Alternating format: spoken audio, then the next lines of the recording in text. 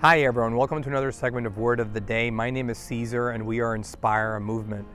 Today we're going to continue with the word doubt. So doubt by definition is having a feeling of uncertainty or to have a general lack of conviction. It can also mean that you have uncertain opinions and lack of self-confidence. So one of the things that we need to work on when we're dealing with doubt, self-doubt, is building on our emotional agility. And it's normal for all of us as human beings to have feelings and thoughts throughout the course of our day that may focus on things like criticism, doubt, or even fear. When it's not normal or unhealthy is when those thoughts become rigid and repetitive and focus typically on past experiences. That can be toxic, that can be something that's problematic and can lead into things like doubt. So what are some of the things that we can do in order to counter this issue of self-doubt? Building on that self-awareness, practicing things like the emotional agility that I just described, making sure that you're not judgmental, particularly with yourself and the things that happen with you throughout the course of a day. That's important. Also, using your past experiences as a teacher. You've been able to make really hard decisions in the past. Why shouldn't you be able to face this specific decision that's in front of you now and eventually lead into something like doubt? So piggybacking on that same statement, indecisiveness crystallizes into doubt, and doubt eventually leads into doubt, and indecision eventually leads into fear. Fear leads into stagnation. So that's a major problem because when you're stagnant, you're basically unable to proceed on with life because you're stuck in the moment, which has definitely happened to me in the past. You also need to be able to change course, to change directions in life.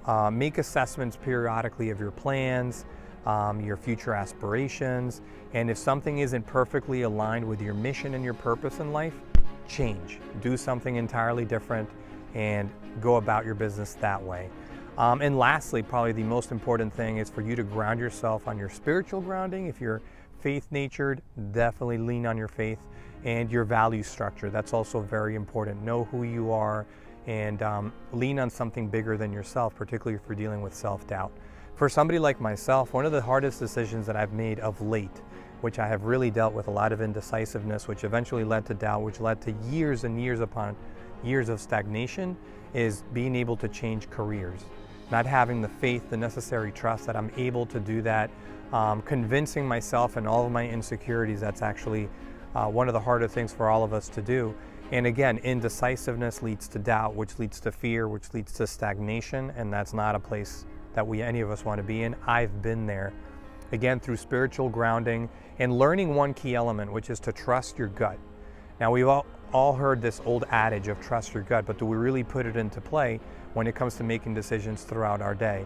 If you have something that comes up, it doesn't have to be something as as dramatic as walking down this dark alley. Should I or should I not? Now, it could be any everyday decision. Trust your gut. If something feels a little funky, or maybe there's something inside of you, that sixth sense that's telling you, man, I really don't want to do that. I don't think that's a good idea for me. And you have other powers that be around you telling you to do so. Trust your gut. That's why it's there. We all have that innate wisdom within us that allows us to make better decisions. And typically when we force ourselves to do something that our gut isn't telling us to do, we even have physical manifestations associated to that, I believe, like gastritis, esophagitis, whatever the case may be, ulcers, because we're forcing ourselves to do something that doesn't come naturally to us. So again, spiritual grounding, trusting your gut, just some basic things that we can do on an everyday basis to trump our indecisiveness, which can eventually lead to doubt, can lead to fear, can lead to stagnation, which we don't want. I hope to find these reflections useful. Again, tune to inspireamovement.com. If you haven't done so already, check out our retreats offerings. Very key for us to try to have filled up retreats going into next year, and we're counting on you. Thank you so much and have a blessed remainder of the week.